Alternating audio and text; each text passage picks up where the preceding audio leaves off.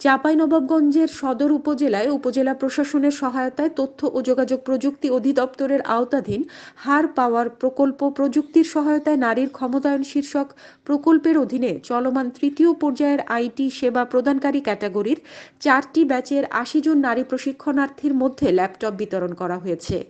উপজেলা মডেল মসজিদ কনফারেন্স রুমে অনুষ্ঠিত এ অনুষ্ঠানে প্রধান অতিথি হিসেবে উপস্থিত ছিলেন উপজেলা নির্বাহী কর্মকর্তা মোসাম্মদ তাসমিনা খাতুন। বিশেষ অতিথি হিসেবে উপস্থিত ছিলেন হার পাওয়ার প্রকল্পের কনসালটেন্ট ফারহানা সৈকত। উপস্থিত ছিলেন চাঁপাইনবাবগঞ্জ সদরের ইসলামিক ফাউন্ডেশনের উপজেলা ফিল্ড সুপারভাইজার আব্দুল ওদুদ। এ অনুষ্ঠানে সভাপতিত্ব করেন আইসিটি অধিদপ্তরের উপজেলা আইসিটি অফিসার জনাব মোহাম্মদ নাজমুল হক।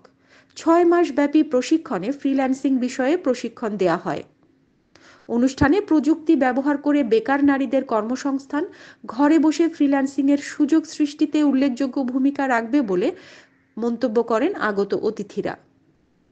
আমরা মেয়েরা কিন্তু মেধায় কিন্তু অনেক ভালো, আমরা সবসময় পরীক্ষা ভালো করি, কিন্তু দেখা যাচ্ছে যে যদি এই সেক্টরটাতে পিছিয়ে থাকি তখন আমরা ছেলেদের সাথে কিন্তু কম্পিটিশন করতে পারবো না। তো আমরা সবসময় যেহেতু ভালো করছি, তো আমরা আরো ভালো করতে চাই, আমরা যদি পিছিয়ে না করি। এই জন্য বলছে যে প্রযুক্তির সহায়তা নারীর ক্ষমতায়ন কিন্তু অলরেডি কিন্তু অনেকদিন আগে থেকেই চলমান রয়েছে, চলছে, এবং সামনে যাতে আরো শক্তভাবে হয়, আমরা যদি পিছিয়ে না করি, এই জন্যই কিন্তু প্রযুক্তির সহায়তা। হানিন ইসলাম, সিএন বাংলা নিউজ ডেস্ক।